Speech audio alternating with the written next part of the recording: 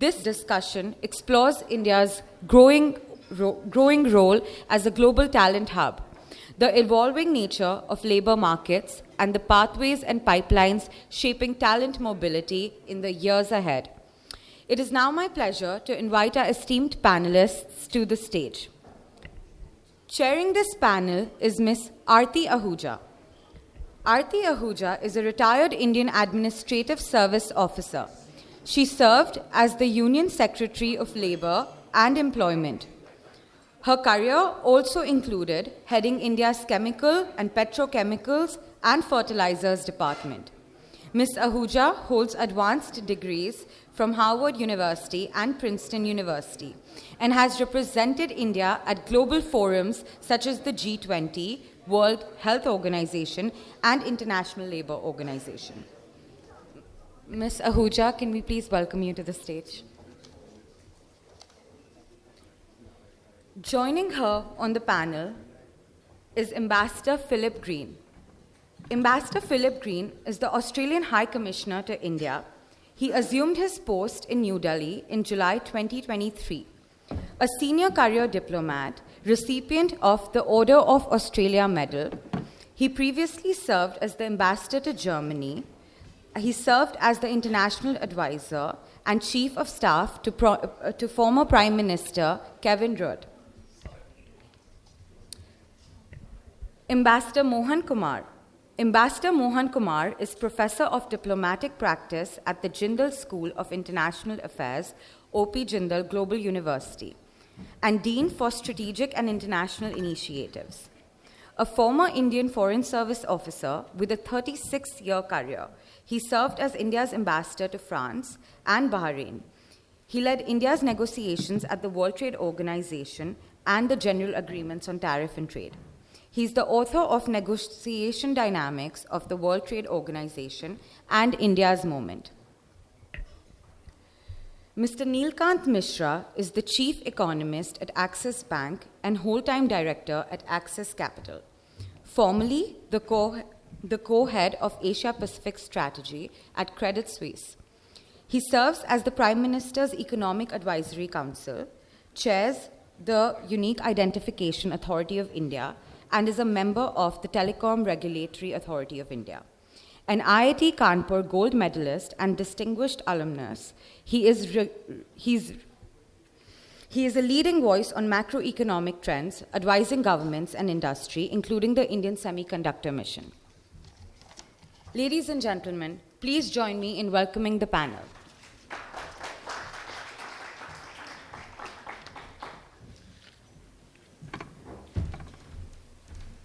Thank you for those introductions, Maruk, and it is indeed a wonderful panel that we have here today. The topic for us is opportunities for India as a global talent hub, evolving labor markets, mobility pathways and talent pipelines, and especially with the AI megatrend with us. So just to give you a bit of context before we start the exciting discussion, it's a complex landscape with the AI coming in the picture, the whole demographic dividend that we heard in the previous session. And of course, there's no one generalization that one can make or any statement that one can put out which will be true across regions, across sectors, across countries, across demographies. So I'll try and make a few points to set the context, which are totally based on evidence and culled out to maybe weave a narrative. The first thing that's happening today is that the share of tasks done solely by humans, that share is shrinking. So the World Economic Forum in its report this year has said that currently we have 47% of the tasks done by humans, 22% by machines or AI algorithms, and 30% which are collaborative. And in 5 years, it's going to become almost 30-30-30. So which means that human beings will be collaborating more and more with machines, and many of the jobs solely done by humans will now get taken over by machines and algorithms. Also, that also means automation in manufacturing. The second point is, what does it do for jobs displacement and creation? Again, let me turn to some data that's being churned out, and again, it's an estimate. But again, the World Economic Forum tells us that nearly 92 million jobs will get displaced and 78 million jobs will get created, which implies that there will be a whole lot of churn in the global workplace, in the global labor market. Labor markets, as we all know, are sticky because they are about human beings. It is the human being that moves, with or without their family. And we see that internally in the country. We also see that even more in global labor markets. And we have heard about that in the previous sessions as well. What is going to happen with AI and the job displacement and the relearning is that there is going to be a labor market polarization. What does that mean? It means that countries with low skilled population that are not AI competent will be at a greater disadvantage compared to countries where the population is able to adapt easily, where the workers are able to adapt easily and relearn in line with the new AI or the automation challenges that we have. Which leads me to my fourth point, is that with all this churn happening globally in the global workplace, what is it that countries need to do? And let's come to the issue of India. We need to have flexible labor markets. We need to have agility in being able to respond to the demands in the other countries, where the demand also is not static, it is also dynamic. So we need to have an even greater level of dynamism in our economy. The labor codes have recently been implemented, and hopefully some of that will get translated into the labor market dynamism in the country. The other thing is we also need to have clearer pathways, better pathways, and we were talking about the immigration bill a while back in the previous session. So the whole idea of better pathways, better regulated, better standards is also something that's going to happen in our country. And business landscape, again, I think you were referring to it in the earlier session, was that the business climate, now if you see, India now has 1,800 GCCs. And they are all happening in tier 2 and tier 3 cities, most of them. So the business climate has picked up on that, and a lot of jobs from abroad by foreign companies are also being created within the country through the business climate or the EODB efforts. And I think another good thing that's happened in our country is that the population is so used to digital as people. We use UPI all the time. Look at our gig workers. They are using algorithms. They are understanding how that's done. So our workforce is, in a way, AI ready.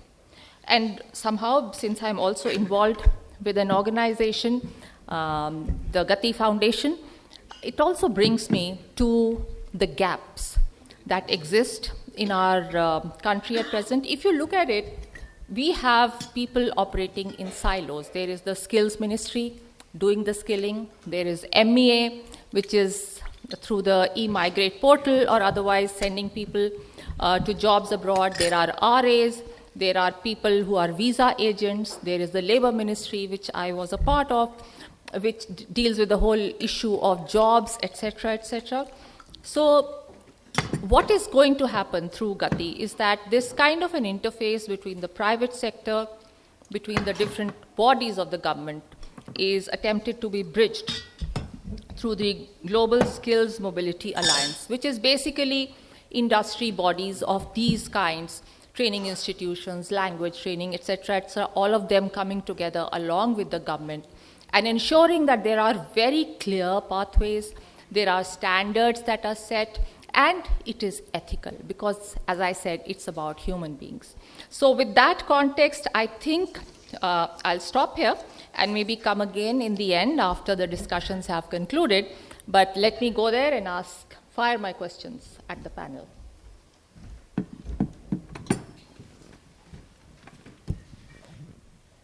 Ambassador Mohan Kumar, I'm going to turn to you first.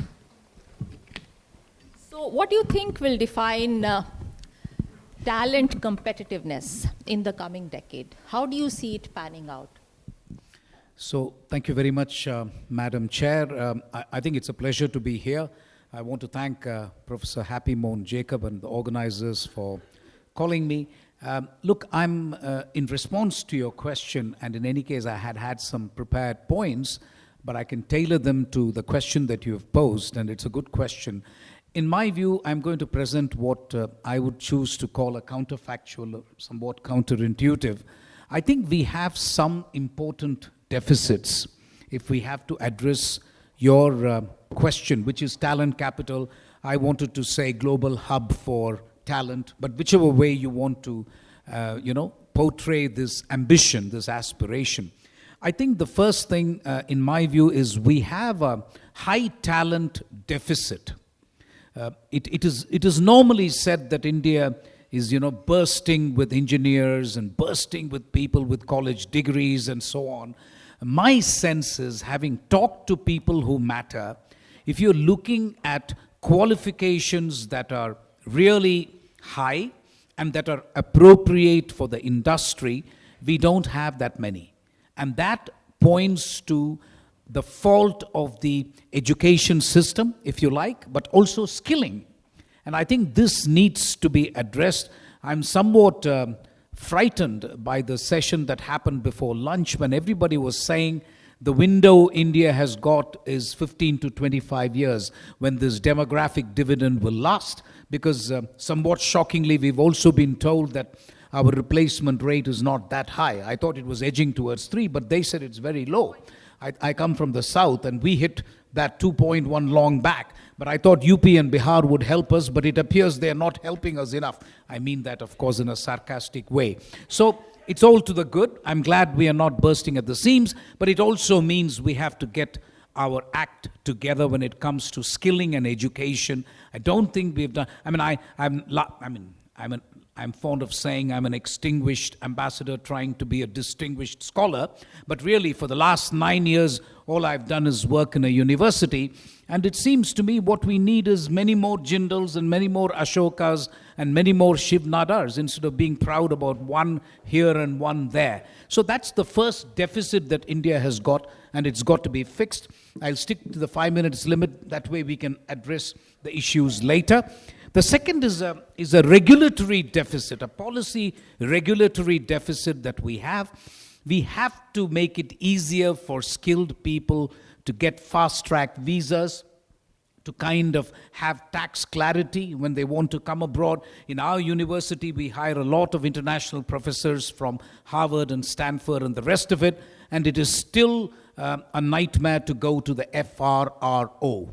I don't know how many of you have been to an FRRO, but it's tough. It can be tough. You're meeting with a bureaucrat there and trying to renew the visa and so on. So that is a deficit that India has to become much more friendly. If you want to be a hub for talent, you have to be open to receiving people who can skill your young people. The third deficit I believe we have is an infrastructure deficit. And we meet a lot of people in America particularly, but also in other parts of the world who say, listen, we will come to Delhi if only the air was cleaner, or if only women felt safer, for example. So all that I put in the category of infrastructure. It's not just enough to build highways. I think that's great, but I think we have to look at a whole lot of other things in terms of making it a smart city. Just by adding a prefix, your city doesn't become smart, right? You have to do a lot of the hard things, or put in the hard yards, as they say. So you have to cover that infrastructure deficit. Last but not least is an intangible thing, and I don't know how to put it in words. Traditionally, my interpretation of Indian entrepreneurs is that you make a lot of money, you invent an app or something, and then you sell out and retire at 40 years, go buy a Caribbean island or something, and then be happy forever. There's just no staying power at all. So Indians suffer from two problems. Either you are completely risk-averse, and then, even for the job of a peon or an attendant in an office, you have 10,000 applications in some states, which is ridiculous. But there is still a clamor for government job, which is the quintessential opposite of risk taking. Why the hell would you want to be part of government by taking an exam 9 times and 10 times, which happens, the Indian civil service? It's absurd, but it happens. So that gives you an idea about the mindset of people. And that, I think, needs to undergo a change. I don't know if we are not respecting success enough. Do we like money or do we dislike money? Are we jealous of people who have money? I think there needs to be an attitudinal change to what constitutes success. I mean, you go to some of the southern states, especially my state, Tamil Nadu, nobody's going to ask you whether you are an officer of the Indian Administrative Service. They'll ask you, do you have a green card? At least they used to. Now they may not. The US has changed, but maybe they'll ask, do you have a permanent visa to go to Australia? And that's a nice destination as well, or Canada. So I think in different states, different attitudes persist, but all I'm saying is we need to encourage business failure. I realize the irony of what I'm saying. There is nothing wrong with trying once and failing. In India, you will just be destroyed if you fail. If you, for God's sake, you go to a place and come back, go abroad, come back, you are stigmatized. You go to Australia, study Monash, come back to Chennai, the first question from relatives, what's wrong with you? Why weren't you able to get a job and settle down in Australia? Why are you back? Now, you could be back for tons of reasons. There's nothing wrong with coming back and doing better, but that is something which is attitudinal as well. Last point I'll make, Madam Chair, is there was a recent newspaper article by a former colleague of mine. I think that's not important who the author is. I'm borrowing his idea shamelessly. I think India has to create a mobility stack. You know, it has to be part of the India stack that you have a mobility stack. And what I mean by mobility stack is you need a coherent framework in which you are actually looking at how India can become a talent hub, as you say, beginning with students at school and really chart out a trajectory for them and make them entrepreneurs, risk takers, job creators, and not job seekers. And that's easier said than done. It's okay for me to sit here and wax eloquent, but I realize it's a tough job, but I think you have to begin somewhere, because I was struck by the previous panel because the time available for India to do this is not as much as some of us thought. It's not the next 50 years. I think in the next 20, 25 years, India will age, and age quite dramatically. Aging is like bankruptcy. It happens slowly at first and then suddenly, right? One fine day you look at the mirror, oh my God, am I that old? That kind of thing. That's what India is going to face, and we shouldn't become old before we become rich, is my point. And I think time is running out. But thank you very much, Madam Chair, for the opportunity. Thank you so much. In fact, a lot of what you suggested is kind of happening, and maybe we can talk about it offline. But what you said brought me to the question I'm going to ask Ambassador Green. Indians do very well when they go abroad. The same set of people that you're talking about, when they go out, they are brilliant. And Australia, I believe, has 100,000 Indians going every year. So how does that happen? How did you institutionalize that? And what's been your experience of that? Well, thanks very much, Ms. Ahuja, and can I add my appreciation to Professor Happy Mon for inviting me to be part of this panel. So Australia has a global non-discriminatory visa policy designed for us to attract the talent we need into the vacancies that we have. And I see a lot of countries these days identifying special quotas for Indians to go to their country, and I see that the Ministry of External Affairs and others are quite keen to establish those sorts of pathways. And I guess I want to distinguish what Australia does, because we've actually been on the issue of talent attraction for a quarter of a century with this global point system. And, under that, rough terms, about 100,000 Indians secure visas to go to Australia every year for skilled work, be that short-term or long-term. And there's another 50,000 Indians on average who secure visas to go to Australia every year as students.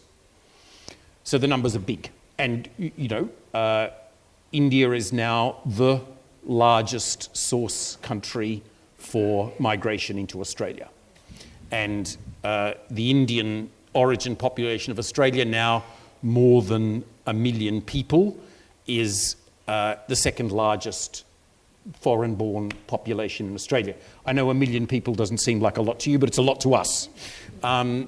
So the answer to your question is yes, there are large numbers of Indians finding their way through the Australian visa system. For the most part, that's not because we provide special categories for Indians. For the most part, that's because they do well in our point system.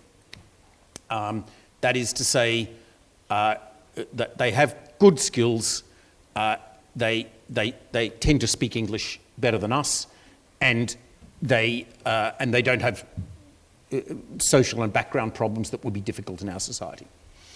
Can I make 2 other points just before? Because so for me, there are 3 strands to this mobility and talent pipeline issue between Australia and India.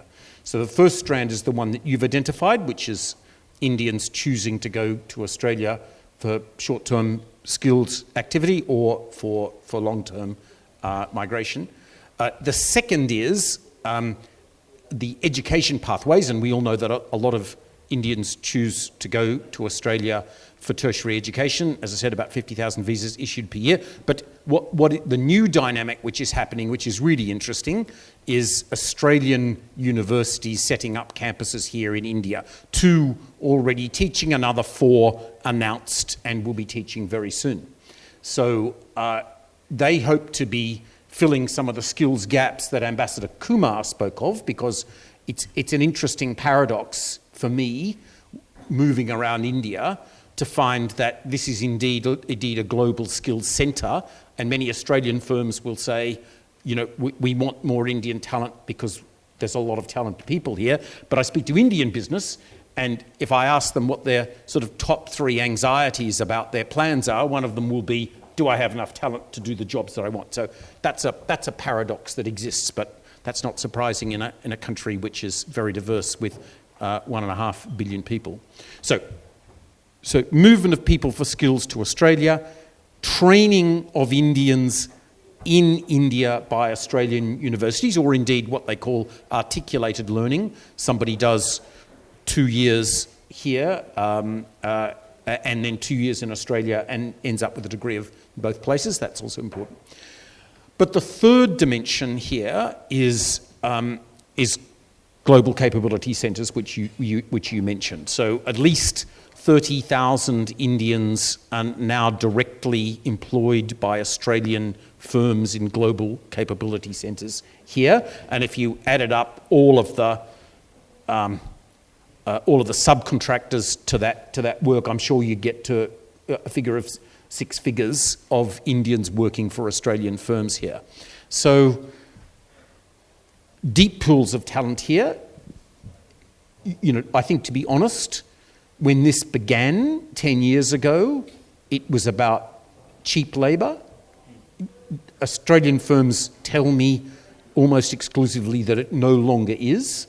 It's more about getting access to deep pools of skills that are available here than can help our businesses thrive. So those 3 ways in which the mobility partnerships are, the 3 ways in which the skills and workplace issues are working between Australia and India at the moment.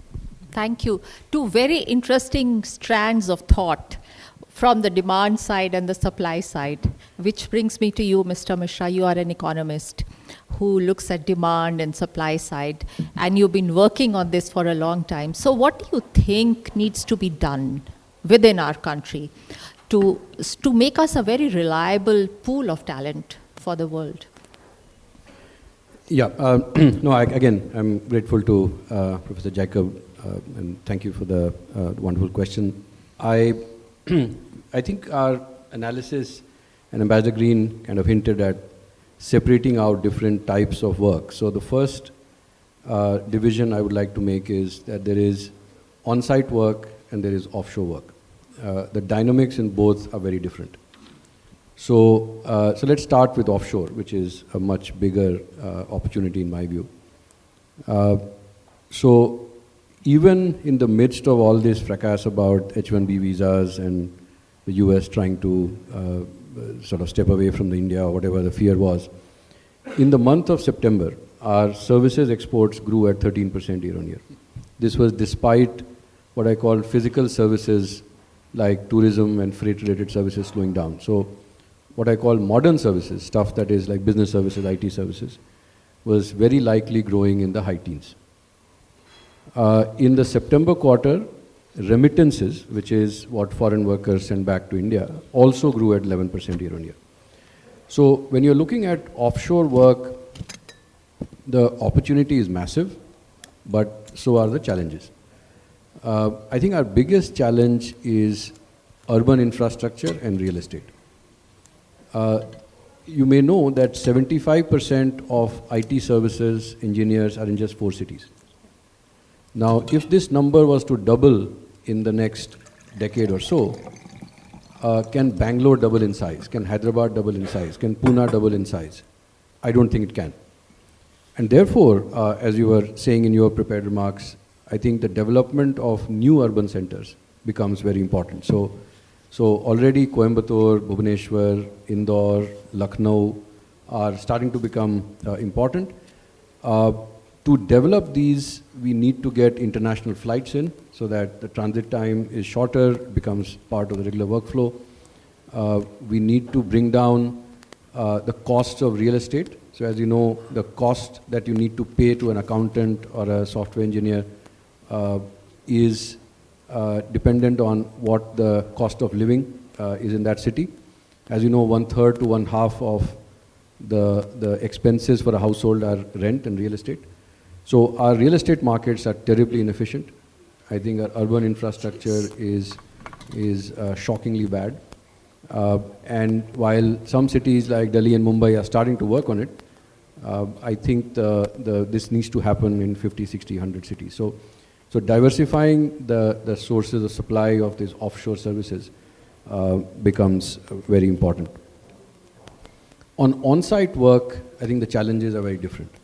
The on-site work is about targeting demographically challenged societies like Europe, Korea, Taiwan, Japan, which have the wealth and the income to support migrant workers, but are worried about illegal immigration and therefore are much more willing to accept, say, 3-5 year contracts. For that, you need to prepare workers like plumbers, carpenters, nurses, construction workers, and then create secure pathways. I think individuals sitting in small towns will not be able to even find those jobs. So creating demand side agencies and supply side agencies, and then trying to facilitate. So instead of the government getting involved in this business, I think trying to facilitate where the friction points are. And trying to formalize them so there's no exploitation of workers. Developing language schools. I think these are ecosystem support measures that can be taken to actually grow this business. There are estimates, there are studies done which talk about remittance income potentially doubling to $250 billion a year by the year 2032. And the pace at which services, in fact, last point, when these workers are providing these offshore services from India, they need a lot of grade A commercial real estate to service them. The leasing activity for commercial real estate in India is so hot right now that the rents are again starting to go up. So how do you improve that supply? The fact that Government of India is showing fiscal discipline is helped bring down long-term cost of capital. So AA, AAA rated corporates can borrow 15, 20-year money at 7.5%, 8%. The REIT market, the real estate investment trust market, is allowing developers exits, meaning they become developers and then they rotate that capital. And I think accelerating some of those will also help build commercial real estate which is affordable enough, because rents and wages are the biggest costs when you're talking about offshore services. So focusing on those should be the priority. Thank you. Thank you for especially telling us, the two separate approaches needed for offshore and onshore work. I'm going to ask you a bit of a tricky question, Ambassador Kumar, and that is about circular mobility. The whole debate on immigration is that many countries don't want people coming and settling there permanently, which is why the Immigration Act, the bill that's been proposed, also talks about that. Incidentally, when India had the presidency of G20, I was leading the employment working group, and there was a lot of discussion around this mobility, and we got stuck at one point till this whole issue was resolved, because none of the G20 countries wanted the issue of labor migration to come into the declaration. So how do you see it panning out? Because with circular mobility also comes the issue of reintegration back into the country. So what are your views on that, having worked in different countries? So my view is a little fatalistic, if you like. You can't stop it. I have two grown children, right? One of them is 37, and so she is a Canadian citizen in Canada. She will never dream of coming back. So she belongs to a particular age group where she's got friends there and she's got an ecosystem. She's comfortable. My son, on the other hand, who's 29, he is also a Canadian citizen, but he constantly comes to India and is amazed by the fact that somebody can come in the morning, take your blood and give you a blood test result by the evening. He says, that's crazy and insane. In Canada, it takes a week for me to get it done. So those kind of things attract him. So I see that already there is an age gap. Even just the two children that I have, more and more people, and when I go to the US a lot now because of my new responsibility, we've got this new Institute for American Studies, and in the US, we are hiring faculty for that institute. And you won't believe it, the number of applications we get just from what I call the OCI card holders, It's amazing. We had to reject quite a few of them because there was also a prescription by my benefactor that, listen, we want Americans because, we don't want the students to be taught by somebody looking like me, for example. I said there's nothing wrong with that. But anyway, be that as it may, what I'm trying to tell you is that circular mobility, as you call it, is inevitable.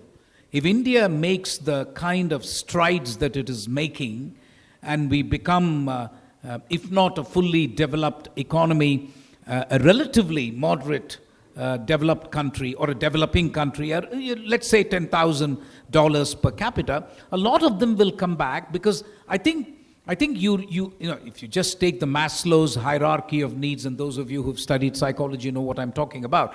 If you're already 35, 40 in many of these countries, money is no longer important for you. Your family needs come first. You're looking for job satisfaction. You're looking to make a difference. And if you cannot do that in a developed country where you chose to go, and I'm not saying that's necessarily the case, but quite a few people get into a rut. And they're making money, but they want to do something more. I think really it's a question of timing. And I would like to answer your question by saying India will definitely get there. But I think my problem is, and my plea is, we should already be there. And that's the challenge. Because from what we have heard this morning, and I keep going back to that, if it is 25 years that you have in front of you, if that is the window, the kind of problems that Mr. Nilkant is making in terms of fixing the urban infrastructure, he's absolutely right. If Bangalore doubles itself, oh my good God, it'll be unlivable, right? It's like saying Delhi will double itself. We are bigger than a lot of countries on the map, for God's sake. So, And Coimbatore is good because I went to, my wife belongs there. I keep going to Coimbatore. There's nobody on the roads in Coimbatore. So maybe that's a good one to pick. Just don't make it into a Delhi, please. That's my only request. Don't make the south into another Delhi. Pune is already getting like Delhi, by the way. I was in Pune last week and it's a big difference. So those kind of issues we will have to fix, jokes aside. I mean, I think we will have to fix the pollution issue. We will have to fix the traffic issue. We will have to change the red tape thing into a red carpet. Somebody coming from abroad, you can't look at him with jealousy and suspicion and say that, hey, you got the hell out of the country, now it's your turn to kind of suffer. I suffered here, so you jolly well suffer. I mean, that cannot be the attitude. It's not reasonable. They left for whatever reasons, you know. It's okay for them to come back and give back to the country. So a culture has to change, the mindset has to change, but most of all, I worry about the infrastructure things that we have to fix. It's not just about building roads. I think a lot more things need to be fixed in order for your proposition of circular migration to become a good reality. Ambassador Green, you had some views on that. Yes, if I might make 2 points on this issue. The first is to say I don't know what your G20 counterpart from Australia was saying to you 2 years ago, but typically this wouldn't be a thing that Australia would require. Yeah, so for many Western countries, the history has been to have labour agreements with emerging economies, allowing a certain number of people to come for a certain period and then come back. So, and of course, under our system, of course, people will be issued a visa and that will typically have an expiry date, but it's not, that's not the only way we look at it. And you know, this is the statistic that is important. 1 in every 2 Australians was either born overseas themselves or has one or both parents born overseas. So we are a very migrant nation. And as much as people need to fulfill their visa conditions and go back at the end of their time, one way or another, many people find ways of staying, on the vast majority of them, legally in Australia, and that is welcomed. And we have an open multicultural society, and the policy of our government is we encourage people to maintain their language, to maintain their culture. So that's number one, a bit of a pushback on the circular migration thing. But can I talk about the circularity in another way? So we are, for Australia, a deeper economic relationship with India is a national priority. And for us, as we go about that national priority, the million or so people of Indian origin are a big advantage for us. And so we are looking to them, not solely, there's plenty of people with backgrounds like mine who might be able to apply business here, but people with experience of Indian business culture and language and networks can have an outsized impact here. And we want that to happen. And that's why we've established the Centre for Australia-India Relations in Sydney, headed by two eminent Australians of Indian origin. And a big part of its purpose is to potentiate Indians in Australia to be able to drive the business partnership further. And, you know, I see that when I welcome delegations to India on renewable energy or space or agriculture or whatever. You know, it is typical that a third to a half of those people are people of Indian origin. That's a good thing. That's a different sort of circularity. Absolutely. That's very interesting. Using them as a soft power for Australia in their country of origin. Very interesting. Which brings me again to Mr. Mishra. I want to talk specifically about the blue-collar workers, because a lot of the jobs that are now going to be required outside are for plumbers and drivers and nurses, etc. How do you see that gaining traction for Indian talent abroad? And also in that context of circular mobility, when they come back, what kind of things can we look at for their reintegration? What are your ideas on that? Yeah, no, thanks. So, in fact, that's while we heard very insightful comments from both panelists, but I guess the numbers are much bigger on the blue-collar workers, especially when you're talking about circular migration. So, the first to increase the supply of these, I think we need to, as a country or as a group of countries, focus on certification, because the objective is to build a level of trust. So people may not remember, but when the IT services companies were growing, there were these CMM levels, capability, maturity model levels, that instead of just hiring, because they used to be body shoppers till the late 90s, they became systemic suppliers only when the CMM level certification started happening. Companies who were buying services from Infosys and TCS, they would see that certification and say, oh, you know what, these guys are safe. I think having common certification standards, which then Indian suppliers of labor or the firms that are acting as intermediaries can focus on, and even the people who are interested in those jobs can focus on those skills. And likewise, the buyer of those services feels. So I think what we are looking at is a large number of underemployed people. I was discussing with Nitin just at the lunch table that, we actually need to create 30 million jobs a year if we need to really sort of absorb the demographic dividend. I don't think we'll be able to, but so there's no shortage of number of people. Similarly, there is a huge shortage in the number of people doing stuff that robots and AI cannot do. How do we widen the channel through which they can pass? And I think certification becomes a very important skill or important step. The second is to diversify the sources of this, meaning the markets are doing it. So I'm already seeing someone I know 2-3 years back, basis of my research, he started a company and is doing very well. He's supplying nurses to Germany. So they are fishing for areas like, okay, you can go to Jharkhand in this district. As you know, there's some districts in Odisha which supply plumbers. So you can start doing that, but I think having a much more systematic development of pipelines is very important. When it comes to circular migration, I think the biggest challenge for many of these workers will be coming back. So there is an aspect which Ambassador Kumar mentioned, which is the fact that when you're 40 years old, family becomes more important, you're financially secure, you have enough to build a house, signal that you are high up in the hierarchy in your village, and that's good enough for you.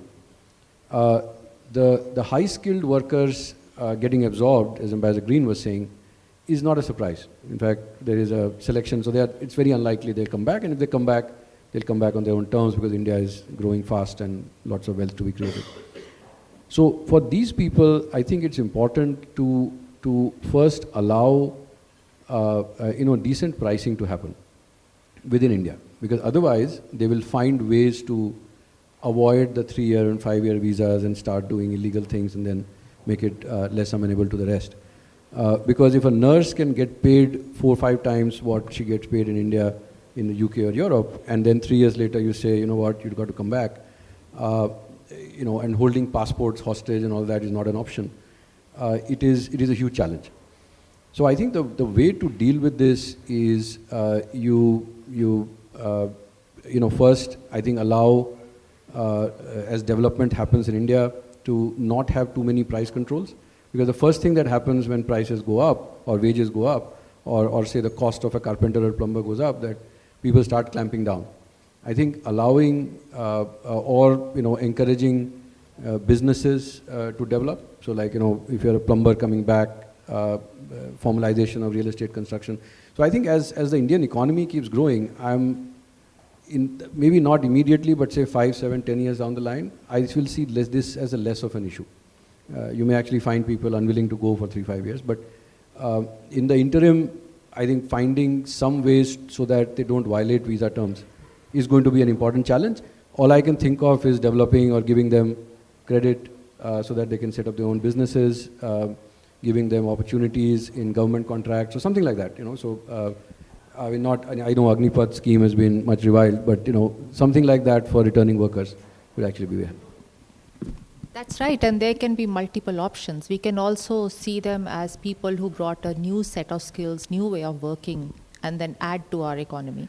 Absolutely, and it's a positive. I think their coming back is actually a win-win for everyone. I mean, for anyone other than the workers themselves. Yeah. Meaning that, when they come back, they see the merit of keeping streets clean. They see the merit of people following rules. They see the merit of people queuing up. All of these are skills, and then why does Bangalore feel so different from, say, Mumbai? It is because there are so many people who keep flying in and out that they try to replicate the same culture here. So that, I think, is a win-win. And I think when they learn tougher skills, they bring it back. The development here actually accelerates. Right. The challenge will be the wage differential and how do you get them back. But we can look at options. They are there. Ambassador Kumar. So just 1 minute, because we talk of migration and everything that has been said from the morning on this important subject is valid. The only caveat I would have is for the Gulf. This is a very, very special group of countries, the Gulf Cooperation Council. And I was India's ambassador to Bahrain, and that was the only Gulf posting I did, but I learned a lot. The reason why this seminar or this conference should pay attention to it is because 40% of India's migrants are in those 6 countries, 9 million.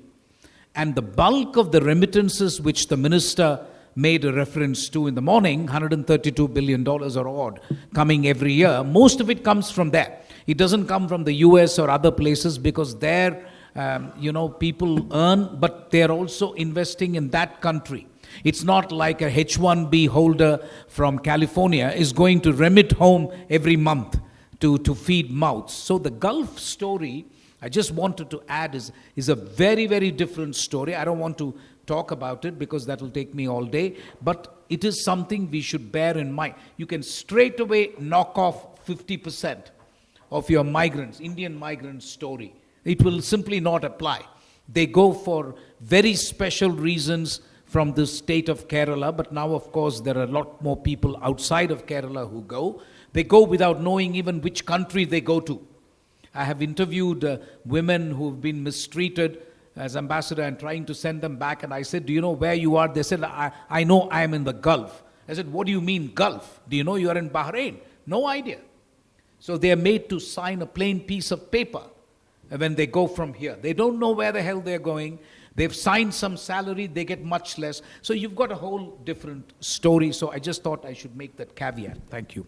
Yeah, but that brings me, before I throw it open to the audience, we have lots of people with vulnerabilities. And I would say women also find it very difficult to enter the job market in any case. There are people in the tribal areas. So migration is a costly business for the family as well, even if it's not free, right? So do you think this whole thing will price out certain kinds of people from this mobility ecosystem totally? What do you feel? By price out, did you mean that that there will be a challenge? So, for example, will there be resistance that, look, nurses, hospitals in India complain that all the good nurses end up going to the UK and the Gulf. Is that what you meant? No, I meant the societal, because many women will not, they may go for nursing, but they will not be able to go for other jobs. Yeah, so I think that that's a very important social question. When I go to Tirupur and talked, because most of these factories employ women, and many of them come from Odisha and Jharkhand. They have remarkable systems to make the parents feel comfortable. Yeah. So there are, video tours that the recruiting agents show of the hostels she will be staying in, how she'll be kept safe, and these are all now formalized. They've been doing it for many years. There are video calls arranged with parents and the young girls. So these are definitely challenges. I think the social acceptance of women working out, and you're absolutely right that if we don't do that, we can forget about getting rich before we get old. Because if we are not able to use the demographic dividend in the women, I think it is an impossible task. So, but there are ways and ways of, I think, solving some of these issues. If we don't do it, and see, this is where I think trying to do it in a formal way is extremely important. Otherwise, things happen in an informal way, and then all the problems that Ambassador Kumar talked about start emerging.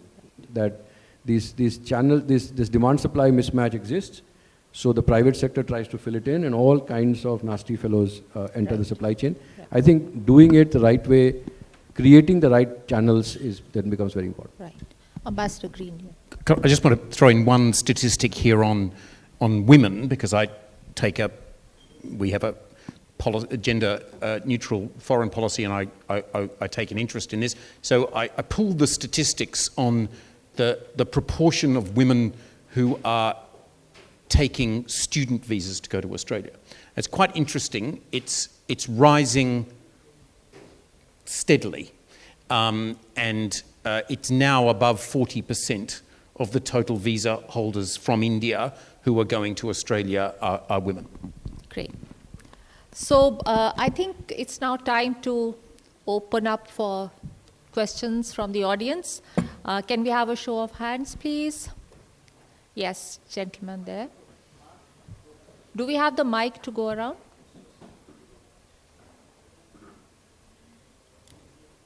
So the usual SOP, please introduce yourself and which panelist you'd like to address your question to, and make it brief. I think he raised his hand first. There, at the back.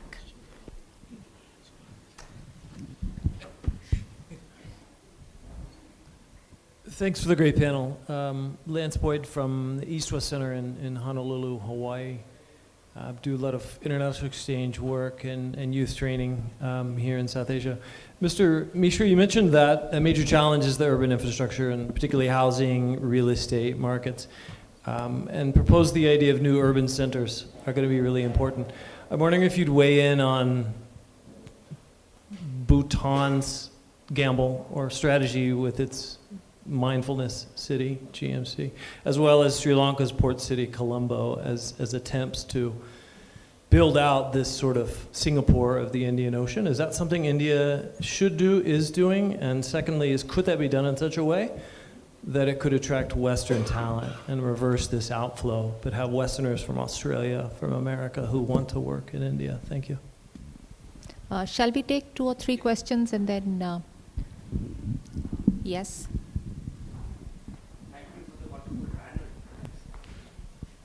Thank you to the wonderful panel for this insightful discussion. My question is very simple. The esteemed panel mentioned about blue collar migration and blue collar workers.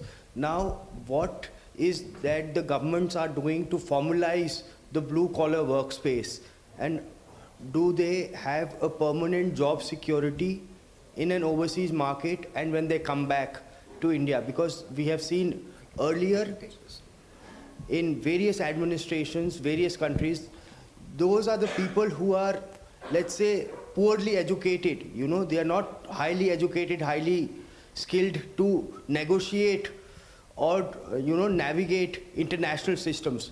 So your thoughts on that? One more question. Somebody at the back? Okay. Here. Sorry. So my question is to Ambassador Kumar.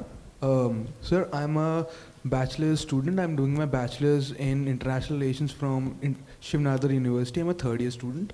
My question is, as you mentioned, when it comes to Gulf countries and particularly this business of remittances, you quoted a very huge figure of remittances that are sent back to India.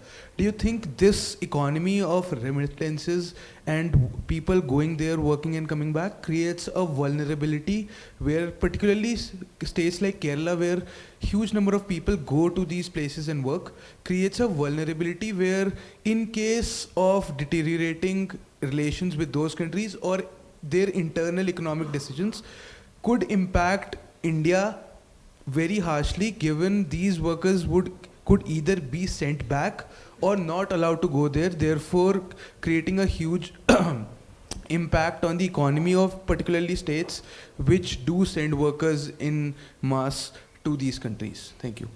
Over to you. So if I can first take Ishan's question about vulnerabilities and so on. Look, we've been trying very hard. I mean, I was fond of saying when I was in Bahrain that the entire 9 million people in the Gulf, first of all, I can't even say 9 million because that figure is contested. We believe it's 9 million, but if you say to a country like Bahrain, which is 1.3 million population, and if I tell them 50% of your country is Indian, they will get scared, actually. So we are told, listen, just keep it low profile. We don't want you to necessarily scare every Bahraini. And that's the case with the entire Gulf, by the way. But we know it is somewhere in the range of 9 million. I was fond of saying this population is uninsured, it is unregulated, and it is unestimated. So, we don't have a clear estimate from India. Can you believe it? We say around 9 million. So we tried to fix that problem by introducing a scheme called e-migrate. Emigrate, but a play on the word. E-migrate. So if you need to go to Bahrain or Kuwait or Qatar or Saudi Arabia, you need to do it electronically so that your name or your number will come. At least we know so many people migrated this year to the Gulf. And then we split it down. So that's one major thing we are trying to put in place, at least from Delhi airport. Imagine I was interviewing a young lady from Kerala who was abused, and we have a safe house and so on. And that lady said she got into a plane from Chandigarh. I said, why the hell did you get in from Chandigarh instead of Kerala? She said, I have no idea. My agent said Chandigarh is better for you. So you can imagine what better means, right? Any Indian in the audience will know exactly what I'm talking about. So there is that aspect that has to be done. Whether India is emigration neutral is an interesting policy question. The official position of the government of India is we neither encourage emigration nor do we discourage it. That's the position of the government of India. Whereas countries like Philippines and Sri Lanka actively promote emigration. We don't. So my way of looking at the issue to Gulf, for example, Kerala, a very advanced literate state, should not be having people from Kerala sign a blank piece of paper. It's ridiculous. You have immigration touts who make you sign a plain piece of paper. We should be having government of Kerala offices in every single village in Kerala. Philippines does that. Sri Lanka does that. And then you hire maids and others in that office. At least you know they won't be taken for a ride. I don't know why we haven't been able to do that. And then at the other end, you have the famous, I forget the Arabic word now, it's long ago that I was ambassador. I think it's the Khalifa, some system they have whereby the passport is taken away from you. Even doctors in Gulf countries don't have the Indian doctors. Not if you're from other countries, but if you're an Indian doctor, your passport is taken away from you the day you land or the week you land. Because their way of looking at it is it's too expensive to train you and then you will push off somewhere. So they keep the passport. And that is a huge problem as well. At the end of the day, I think if you can formalize the contracts, and we are trying to do that by signing labor mobility partnership agreements, it's work in progress, but I take your point that it's a long way off. Vulnerabilities, I mean, I've had discussions with ministers from Kerala, and we have told them that this is not the way forward for Kerala. Eventually, Kerala must have an industry must have an industrial base which recruits, which can hire domestically the people, rather than keep sending everybody out. But the fact of the matter is, you will have a problem in India if you do not allow for emigration to Kerala. And typical examples are the one which happens from Kerala to the Gulf, and the one which happened from Punjab to Canada, which is now in real danger of slowing down. Because these are people who don't get... I've often asked a Keralite, postgraduate person who comes and, cleans toilet and maybe washes clothes or something. The other thing in Kerala is a person in the Gulf doesn't have to explain himself to prospective brides' parents and so on. If he's cleaning toilets, he will say, I'm a waste management expert. He will not say, I'm cleaning toilets in the Gulf. You just have to say, I'm in the Gulf. People understand. But I think the point I'm making is that I don't think India is yet ready to give these people decent jobs. So I've asked the Keralite, why don't you go work in Mumbai from Kerala? You will get the same money. He says, yes, you are right, but then I would have to pay a tax.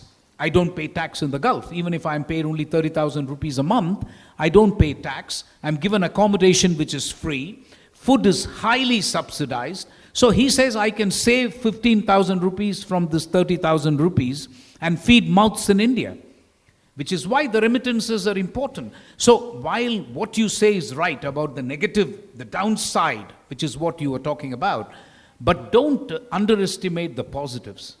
The economy benefits hugely from these remittances, no question. My rough calculation is that every single person in the Gulf is feeding at least 2 to 3 people back home, which is why my respect for these guys. I had done all my postings in Europe, and since the Honorable Minister is not here, I can crack this joke. The Ministry of External Affairs and God move in mysterious ways, you know that. I did Geneva and Paris. They said, it's time to fix this son of a gun, send him to Bahrain. That's how I got into Bahrain. But it was a real revelation, actually. Beautiful country, but it's a revelation. Every Indian diplomat should work in the Gulf.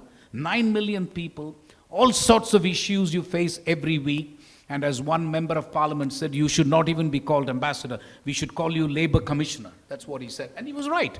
That was my job as ambassador in Bahrain. But to answer your question, I think the positives outweigh the negatives. Thank you. Yeah, and the question on, Colombo and Bhutan. See, the first is, just like we tally the $125-130 billion of inbound remittances, India now has $6 to $7 billion of outbound remittances. So in just the community that I reside in Bombay, there are, I would say, a dozen or maybe 20 Korean families. There are dozens of Japanese families. There are football matches where only Korean kids of the age below 5 play. In Nimrana, not far from here, you have some of the most exquisite Japanese restaurants that you will find. So the number of expats in India, like the Dholera semiconductor plant that is being constructed, there are, I think, scores of Taiwanese engineers who are working there. So as India gets more and more integrated with the world, as India's per capita GDP rises, you will see foreigners coming back. You have fintech startups in Bangalore, which are being run by people of Caucasian origin who have studied in the US and have come back. And as per capita, I think in 10 years' time, this number will not be, if India's GDP has, say, gone up 1.5 to 2.5, 3 times, this number could be 10 times larger than what it is right now. On Colombo as a port city, frankly, if the Vizhinjam port, which is now coming up outside of Kerala, the transshipment work that it is trying to take on, I'm not very sure about what Colombo's future will be in terms of the volume that it can attract of port traffic. On mindful cities and the happiness quotient, I think the process of procurement is very cut and dry. Everything is about, I was told by this supplier in near Vellore, a shoe factory, which said that the Japanese buyer landed up, started driving, and in Chennai, started driving to their town, It took 5 hours. He didn't even go to the factory. He came back. He said, if it takes so long to get there, how will the shoes come back in time? And so there is zero, I think, importance to happiness and so on. But it's about dollars. So like, there is, Deloitte has a big accounting practice. They're saying that from Canada and Australia, they can get accounting jobs that on-site are $12 an hour, and they can deliver it from India at $6 an hour. It is all about the economics of the thing. I don't think those factors will be very important. Even if they were, I doubt we'll be able to manage them. Thank you. We have time for another set of questions. Okay, you had raised your hand a long time back there. And that lady there. And somebody at the back. Yes, you raised it a long time back as well. So hi, I'm Akash. I work in a think tank, Digital India Foundation. So my question is to Mr. Mishra and Ambassador Green. So do you see the mobility of Indian talent growing in the supply chain? Let's say specifically in semiconductors. Do you think as advanced manufacturing moves back to India, do you see, let's say, Taiwanese engineers settling in India, or in critical minerals, let's say, Ambassador Green, do you see mining barons, or let's say people who are technically in mining coming to India for exploring advanced manufacturing, mining, and semiconductors? So do you see that circular migration coming from these, let's say, industries back to India as India becomes more advanced in manufacturing?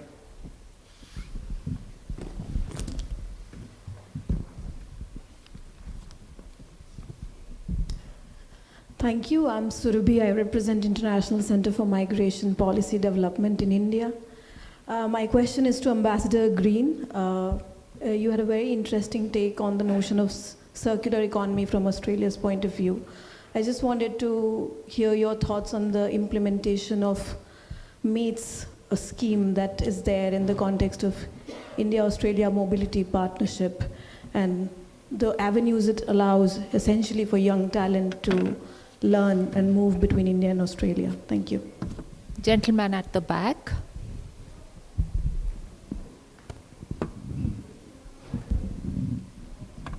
Hi, this is Mujibur Rahman. I teach at Jamia University. My question is for Ambassador Green. There is this interesting story that happened, I think, sometime around 2008 and 9, when the Fulbright Fellowship became Nehru Fulbright Fellowship. That's mainly because that Indian diplomats in US decided not to give visa to Fulbright scholars from United States. Then Americans got upset, and then the whole thing got redesigned. My sense is that sort of hostility is still there towards academics, and I was wondering, regions are a bit different these days, so I was just wondering whether Australian academics have faced similar experiences in India when they try to come to India to study or attend conferences. Because some of us, like when we applied to US, in the older days we used to get 10-year visa straight. There was absolutely no, you are an academic, then you get that visa. But that's not the case with academics who are coming to India. There are always a lot of strings attached and restrictions.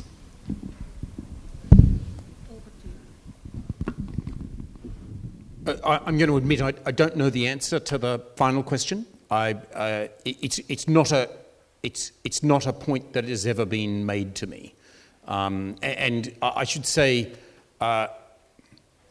we now have these two universities, Australian universities, operating here, and 4 more on the way, and they are including recruiting academics from Australia, and nobody has raised with me any difficulty with those academics being able to get visas and being able to work here.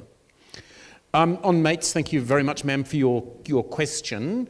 So this is a new program of the Australian government, and with apologies, it goes against the tenor of what I was saying at the start. So I guess I'm trying to make the point that in the main, the pathway which Indian people use for mobility to Australia is a global pathway available to everyone in the world, which Indians tend to do well at for the range of reasons that I suggested.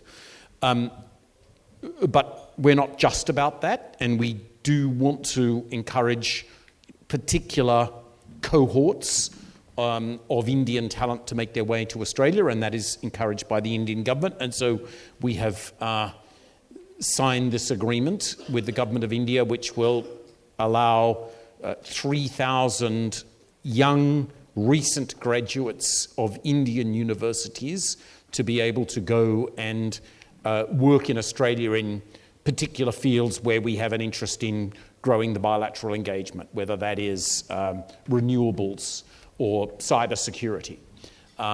So that's an exception to the general rule, and to answer your question, it's going very well. I can't give you the exact numbers, but my migration people tell me it's oversubscribed for this year, so we look forward to that being a success. On mining and the critical minerals supply chain, let me say two things. So, in mining in general, and Dr. Mishra is probably best placed to give the answer as to why this is, but in general, it is fair to say that Australian mining companies and global majors in mining operations are not operational in India in a substantial scale. Global Australian miners are operational in many other geographies of the world, but India is an exception. And there's a lot of reasons for that and a long history, and maybe it might be nice to think about a future in which that was different, but that's the way it is. In terms of the critical minerals supply chain, there are two things that need to be done. So, I think most people know the fundamentals of this story. Australia is rich in critical minerals. For instance, we produce more than 50% of the world's lithium. And India is a major user of battery minerals like lithium, but there is virtually no direct supply chain between Australia and India. And the vast majority of lithium that goes into batteries in India is processed in another country. So there are two things that we are trying to do as both governments. The first is that we are trying to establish a supply chain in semi-processed lithium or cobalt to go from Australia to India, and we are actively identifying projects that Indian firms could either buy into or get offtake from in large amounts. And when we achieve that, we will pretty quickly after that have to develop a critical minerals supply chain which includes processing. Now, and the good thing about that is that it's not hard to imagine how that supply chain could be beneficial both to Australia and to India. So, and top of the head, I think the natural supply chain would you'd mine the spodumene in Australia, you'd convert that to lithium hydroxide, that would be shipped to India, and then you'd make cathode active material and batteries and cells and batteries. But it's fair to say that other countries are currently more proficient in that supply chain than either India or Australia are, and we need to play pretty fast catch-up to make that supply chain working. I hope that answers your question. Yeah, and I could see Maruk trying to signal that we should be ending. So I'll keep it very brief. On semiconductors, I think it's very unlikely that the Taiwanese young engineers are going to stay in Dholera. You can't get alcohol there. But I think that as per capita incomes and quality standards of, or the standard of life in India improves. So we are seeing many Indian expatriates wanting to come back. So, the people who left in the 2000-2005 time frame, they're all in their mid to late 40s. They have a reasonable level of financial security. Some of them now visit Indian housing societies and say, wow, these are fantastic, you're getting the best cars, the schools are very good, you're able to travel around, connectivity is much cheaper. One of the things that is fueling migration or this travel is that the number of work hours that you have to commit to, say, flying between country A and country B has come down by I think 20, 30 times in the last 50 years. So a lot of this will happen. We are seeing that people are even willing to move to, Ahmedabad and Pune. So it's not just Bombay and Delhi. So there is, and they are now seeing that India offers many, many more opportunities in terms of growth in the next 10, 15 years. So the first port of call, the first opportunity size is for the Indian expatriates to come back. In terms of cultural assimilation, you will still have, that snake man, Romulus Whittaker, he came to India and sort of stuck behind. So there will be individuals who will make that decision, but I think the larger numbers in the first 5 years will be Indians settled abroad who are actually coming back with talent. I know we have to cut, so it's a much very long answer on the mining side. I don't expect many foreign miners to be in India anytime soon. Thank you. We eventually ended on a very positive note, I find. Started on a dismal note, but ended on a very positive note. It indeed is India's world. And what we have to look out for is the human being behind the migration, make sure it's ethical, it's non-extractive, and there are enabling conditions that we provide as a society. So on that note, and I think I speak on behalf of all the panelists, I'd like to thank you very much, Professor Happy Mohn Jacob, for calling us here, for putting together this wonderful panel and enabling us to share our views with the audience. And the whole curation of the whole program, in fact, is excellent. So thank you so much for inviting us.